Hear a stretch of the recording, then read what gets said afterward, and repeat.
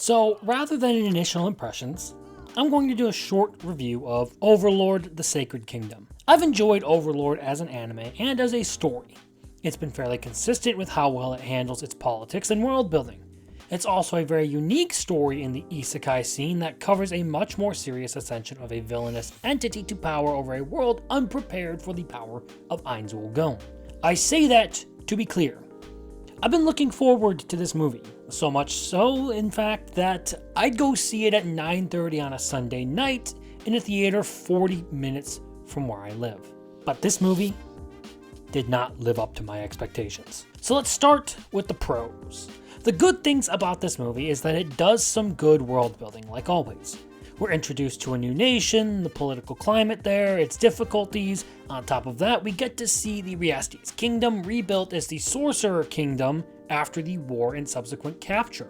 It's very interesting to see a sneak peek at what's become of the region now that it's fallen under the control of the forces of Nazarick, as well as the interesting political dynamics going on now that the kingdom has been conquered. Segueing off of that, the usual Overlord style of intricate political manipulations is there as well, and maintains the usual quality of intrigue. Suffice it to say, what Overlord does best, it repeatedly does well in this film. On top of that, the animation quality was actually really good, and even the CGI used for the hordes of monsters that are featured was top quality. Effects, action, and magic all looked really good on the big screen, so it was a visually satisfying experience for the most part. But then that brings us pretty handily to the cons of the movie. The biggest issue I have with it is that the whole series of events feels like it would have been better served as a 12-episode season of anime rather than a movie. As much as I do want to see Overlord on the big screen, I feel like this movie just didn't do justice to the story it was presenting. And that has to do with 3 critical points that just didn't sit right with me. Firstly, it felt like it lacked a lot of the usual Overlord development that we get out of characters and story. What I mean by that is it's been a series that has generally done a good job of pacing out its nuanced character moments and plot development. It takes the time it needs to unfold the events it presents. But this 2-hour, 20-minute movie just feels crammed full of things that should have taken a bit longer to cover. And there are even certain times where it feels like corners were cut and the story jumps onto the next thing like it's all said and done. The story it presented showed promise. In fact, I think it would have been a banger season of anime if not for being jammed into about half a season's worth of runtime. But that in and of itself makes the whole thing feel rather cobbled together and even neglected at times. And this core issue is what leads to my other 2 problems with the movie. The second of which isn't an integral flaw, but more of a disappointing display. The 2 major action sequences in this movie, both involving Ainz in battles that are actually quite significant to the plot, were set in the distance and lasted a very brief period of time. Now, Overlord is not one to make a huge issue of battles. Even major fights involving Ainz tend to end rather quickly. But these 2 were pitched as battles between equals, something that was meant to be a fight only Ainz himself could handle and only by conserving his full strength for that specific battle. Both would have been great points of excitement for the movie, but were disappointingly shown only from a great distance. Even if they were staged battles for the sake of advancing certain political aims, it still needed to look like a real fight to everyone observing, which meant that either way it could have been done justice. Thus, the 2 major deciding fights of the whole movie turned out rather disappointingly. And the final issue is really the biggest shame of all of this: the lack of compelling characters. Generally, I've liked Overlord's characters. They've been well written up to this movie simply because the series has had the time to work with them to the extent they needed.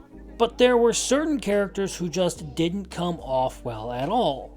The existing cast of characters, those returning from the 4 previous seasons of anime, all had a decent bit of backing to them, and that existing development helped them. But the others? It really failed hard when it came to them. I think the one who got most robbed of a good character story was Remedios Custodio, the paladin captain who was the personal guard to the Sacred Princess and sister to one of the most powerful magic users in the country. Instead of a fiercely devoted servant losing her master, her sister, and her country and then falling into despair, we get a bitchy, arrogant, annoying paladin captain who does virtually nothing helpful across the story and has a mental breakdown with no impact when she realizes she's lost everything she devoted herself to. None of the reason for any of this is ever really shown. It doesn't show you why she's so devoted. It doesn't show you why she's so desperate to save these people. It just tells you that she was kind of close to them and that they're important to her. It had all the seeds of an excellent and tragic fall from grace, but the time constraints bent the whole character over a desk and went in raw. On top of that, we have Nea Baraha, the paladin squire turned Ain's fangirl who had a half-decent amount of time on screen in a shoddy character arc about justice, strength, and her devotion to protecting people. She wasn't bad, but still felt really forced. There was plenty there to work with yet again. Her dead father taught her a different set of skills than what she used. She chose instead to follow in her mother's footsteps, a mother I don't think we even heard much about after she's briefly mentioned. And she comes across Ain's, who supports her particular skills and even becomes her personal hero with his lectures and his wisdom. And then any other character who might have been interesting was so minor in this story that they never would have gotten the time that they needed to stand out. So, yeah, aside from the returning cast, none of them were particularly interesting, which was a huge disappointment. And so in the end, it comes down to being about time, and that there just wasn't enough of it in this movie to pull all the intricate threads of the story it was weaving together. It comes across as really half-baked, like whoever was making this just didn't care enough to present a good movie, or to even just make it a season of its own. They just wanted to try a box office release and hope that that would make money. But no, this is not a good movie. It's an okay movie, but I wouldn't say it's good, and I wouldn't recommend going to see it in theaters. I would actually say just wait until you can watch it from home. You'll have a much better time than I did. But that's all. I hope you enjoyed the video. Later.